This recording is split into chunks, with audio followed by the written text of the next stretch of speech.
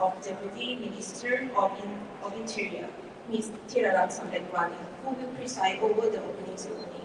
ในโอกาสแรกนี้นะครับขอเชิญคุณแทมมี่ชาร์ดผู้แทนข้าหลวงใหญ่ผู้ลี้ภัยแห่งสหประชาชาติประจำประเทศไทยกล่าวเปิดเป็นลำดับแรกครับของเรียนเชิญครับ Without further ado, to begin, may I invite Ms. Tammy Sharp, UNHCR representative in Thailand, to deliver the opening remarks.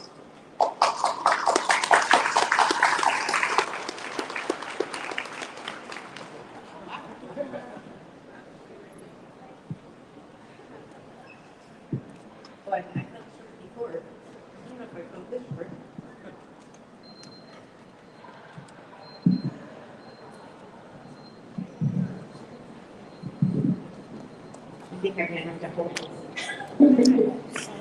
Okay, Sawadika. Good afternoon, everybody. And a very warm welcome to our Deputy Minister of Interior, Thirarat, Ambassador McDonald, President Coordinator Mikele, Kam, Excellencies, distinguished guests, refugee advocates, colleagues, and friends. On behalf of UNHCR, it's an honor to welcome you to this special occasion marking the 50th anniversary of the Operations Center for Displaced Persons, OCDP, within the Ministry of Interior. We are deeply grateful for your presence today. Your participation reflects not only the importance of this occasion, but also the shared values that unite us. Values that are rooted in our common humanity. The principles of compassion, generosity, and hospitality are universal. They are also deeply tied. The spirit of metta, loving and kindness, and namjai, a sincere willingness to help others, have long guided Thailand's response to those in need. These values resonate far beyond borders. They remind us that protection of people forced to flee is not only a legal or a political issue, it's a moral one, and a reflection of who we are as a global community. I suspect, like many of us here, you are reflecting today on the significance of this moment. The 50th anniversary of OCDP is not only a commemoration, it's a moment to pause and recognize Thailand's place at the crossroads of regional displacement over the past 5 decades. From the mass arrival of refugees fleeing the Indochina War, by sea and by land, to the ongoing crisis in Myanmar, Thailand has repeatedly found itself responding to complex and often urgent humanitarian situations. These have been challenging times, yet in the face of horrific incidents, such as the piracy against the boat people, Thailand responded with resolve, seeking to protect both national security and the most fundamental human rights of those fleeing war and persecution. These moments matter. They set precedent, and they remind us that while refugee protection is difficult, it is possible. Upholding the rights of non-national often appears to be at odds and tension with national interest. We see these tensions on the global stage. But Thailand has shown at key moments that solutions can be found with a recognition that protecting refugees is a humanitarian act.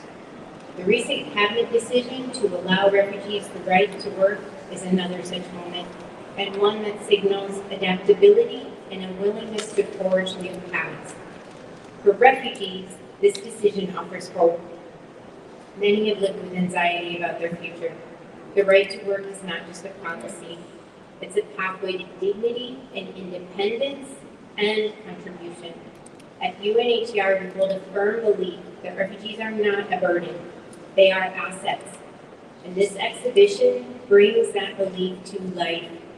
It shows who resettled refugees have become and what they can offer when given the chance. The exhibition also reminds us of the importance of international solidarity. The global community has long stood by Thailand to respond to refugee influxes. Resettlement to third countries has played a vital role in this solidarity. Many of the countries that have offered and continue to share the responsibility of protecting people fleeing conflict and persecution are here with us today. Virtually and in person, we also have some of the former resettled refugees who are with us, and many of their journeys have been included here in Thailand. This exhibition puts that story on display, highlighting the shared responsibility that underpins refugee protection. As we mark this anniversary, we look ahead. The right to asylum, enshrined in the Universal Declaration of Human Rights, is a precious right. Thailand's precedents show us what's possible. These precedents are a call to continue strengthening access to territory, preventing non-refoulement, and ensuring protection for those who need it most. My deep appreciation to the Ministry of Interior, our counterparts in the OCPP, and for all of those who have made this exhibition possible. It's a tribute to Thailand's legacy and a reminder of the work still ahead. Khap khun kap.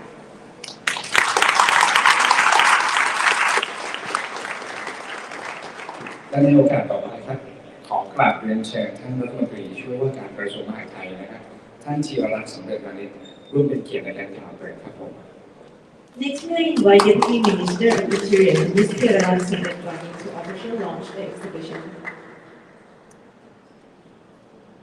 Excellencies, distinguished guests, Ms. Tamisha, representative of UNHCR in Thailand, our ambassadors, and the member of the diplomatic pool, colleagues from the United Nations, member of the House of Representatives, government officials, civil society partners, and all friends.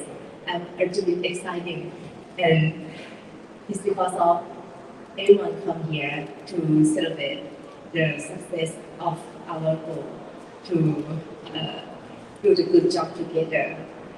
This year marks the 50 years since the establishment of the Operation Center for Displaced Persons under the Ministry of the Interior, and 50 years of the partnership with UNHCR from the Indo-Chinese crisis to the Myanmar displaced persons of today. We are deeply grateful for this long and trust cooperation. Today, even as global humanitarian resources are shrinking, Thailand has chosen a new path.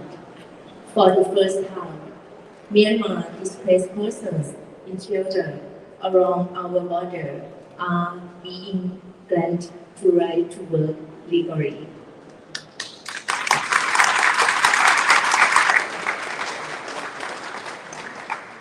And more than 77,000 people have lived in displacement for decades.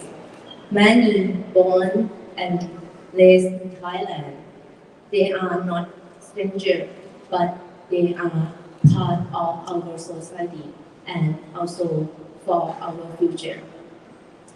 This policy is both compassionate and practical. It recognizes dignity, supports families, and allows people to contribute lawfully.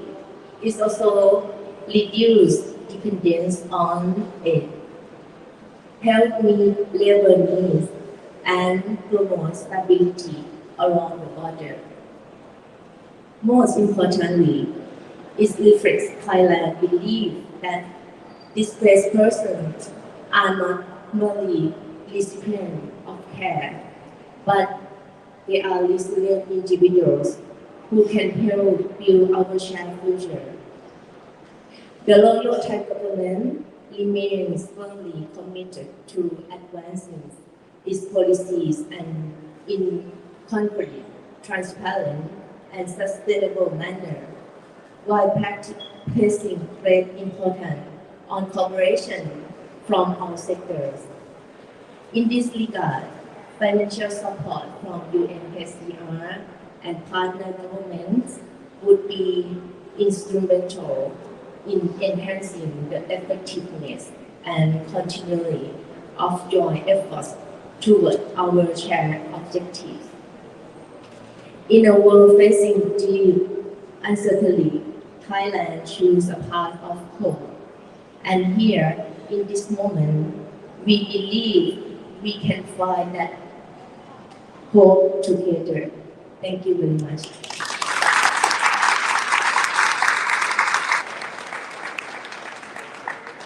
ขอบพระคุณเป็นอย่างสูงนะครับผมและในลำดับถัดไปนะครับขอเรียนเชิญคุณมิเกล่าฟิแบสโตเรนะครับผู้ประสานงานสหประชาชาติประจำประเทศไทยร่วมกล่าวครับผม May I now invite Ms. Michaela Rivers-Story, United Nations Resident Coordinator in Thailand, to share her remarks.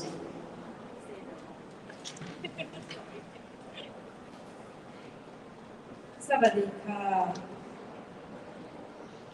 Excellency, Mr. Arat Samrichavani, Deputy Minister of Interior, General Inspector, Minister of Interior, Excellency, Dr. Angela McDonough, Ambassador of Australia to the Kingdom of Thailand. Also, I'm delighted to see with us Her Excellency Ping Kitnikone, Ambassador of Canada, Remco van der Wienberg, Ambassador of the Kingdom of Netherlands, and Jean-Claude Combeuf, Ambassador of France. Representatives from the diplomatic community, and dear Tammy Shah, our UNHCR representative of Thailand. What a remarkable day it is to be here today to celebrate and commemorate 50 years since the establishment of Thailand's Operational Center for Displaced Persons globally. As evident from the photos and the display of the work around here today, Thailand has demonstrated commitment, dedication, and engagement towards displaced persons for 50 years. And the exhibition we are seeing are reminding us what is at the heart of this work. People, men, women, boys and girls, old and young, across all walks. These men and women, boys and girls, had to leave the places they called home. They had to start anew. And they could not have done it without the support of Thailand, without the support of UNHCR, and without the support of the member states that agreed to engage and benefit from this resettlement. Therefore, let me take a moment to really acknowledge the work of the United States, Canada, France, Australia, Netherlands, Japan, and many others for their engagement in working with us as the United Nations, with UNHCR, and with Thailand for this program. Over 500,000 people have resettled through Thailand. And I think what is really clear today, and as Tammy mentioned, and as we know, men, women, boys and girls are always opportunities, like we all are. And at the heart of Agenda 2030, at the heart of the Sustainable Development Goals that all governments across the world have signed up to, we are driven by one core principle, and that is to leave no one behind. Very few situations in life for any human being really puts this to the test, as for those that have had to leave the place they call home. That is when we as the international community, as countries and as citizens of the world, must stand up together to make sure that we leave no one behind. Therefore, let me take this opportunity to recognize the recent decision by the Royal Thai government to extend the right to work to the refugees from Myanmar. This is a landmark decision. And as we listen to the testimonies of today, let us recognize that every single person is an individual that comes with opportunities, sometimes with challenges. But as a refugee, you have already from the beginning shown that you have more resilience than most. The United Nations country team stands ready to support the Royal Thai government and ensuring that the recent decision is freely and fairly implemented and that the commitment can translate into lasting practical change for the refugees, for the host communities, and for Thailand's future. Thank you so much to everyone who has come, and thank you to UNHCR for keeping all of us very focused, making sure that we leave no one in the refugee community behind. Thank you.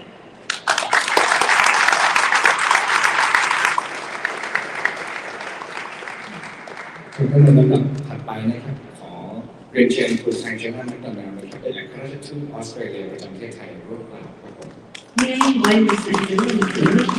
Ambassador to Thailand to deliver a remark. Swatika, good afternoon. I could really say everything that they said. They're beautifully encapsulated in different ways some of the refugee story through Thailand as a host country. So thank you to UNHCR for the opportunity for Australia to provide a few remarks at this commemoration of 50 years of the Operations Centre for Displaced Persons as we reflect on stories of resettlement across generations. This exhibition allows us to look back. We as Australia recognise the valuable contribution that refugees have provided and continue to provide to Australian society, culture and prosperity. It's also a chance to look forward as we join with the UN and many others in commending the Royal Thai Government on your resolution to allow registered Myanmar nationals residing in temporary shelters the right to work. For Thailand, this new policy is a significant step in enabling refugees to become self-reliant and to contribute meaningfully to the Thai economy and to building their own futures. Since the end of World War II, Australia has successfully settled more than 985,000 refugees from all around the world. We expect that we will grant the 1 millionth refugee visa in the next year, a significant milestone for Australia. And we remain committed to international resettlement and maintaining a humanitarian program of 20,000 places over the next year.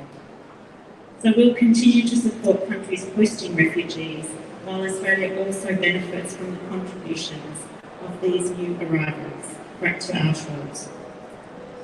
Refugees and humanitarian arrivals bring with them a strong determination, resilience, and a deep desire to participate meaningfully in Australian society. Refugees have brought diversity to our cities, suburbs and towns, helping transform Australia into the modern, vibrant, multicultural society it is today. Australia's worked in resettlement partnership with Thailand for nearly 50 years, having first sent a team to Thailand in March 1976, when 568 Indo-Chinese refugees, as they were then, were accepted and admitted to Australia.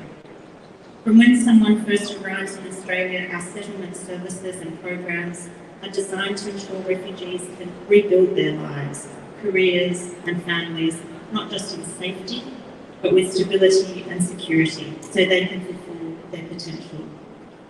Our communities, not-for-profit organisations, help refugees integrate into Australian life by building the skills and knowledge they need to become active members of our community.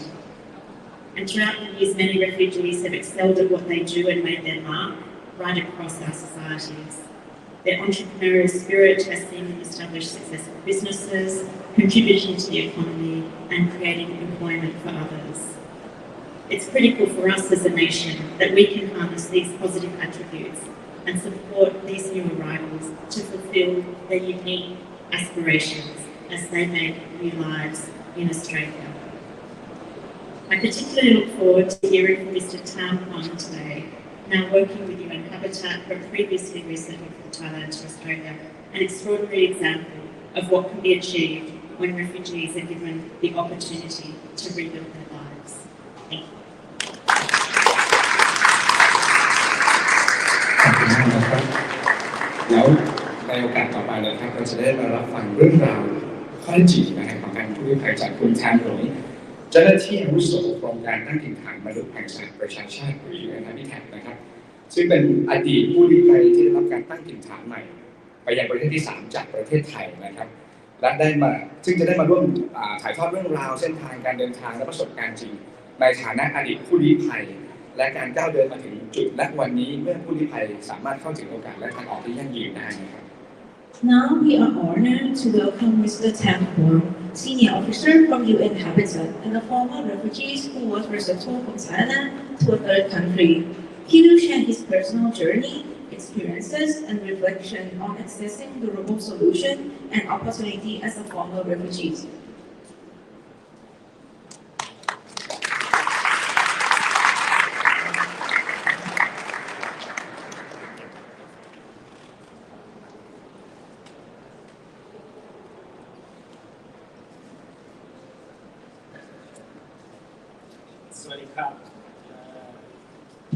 สวัสดีครับ While that's getting ready, thank you so much. That there are just please allow me to first share thanks to UNHCR, Ambassador McDonald, RC Michaela, colleagues, excellencies on the profound opportunity that I'm humbled to be here and just share some of my own personal reflections and experiences from the time when I was born here in Nakhon Ratchasima in Siku, the refugee camp there, to where I am here today as well. So just a bit of a picture here.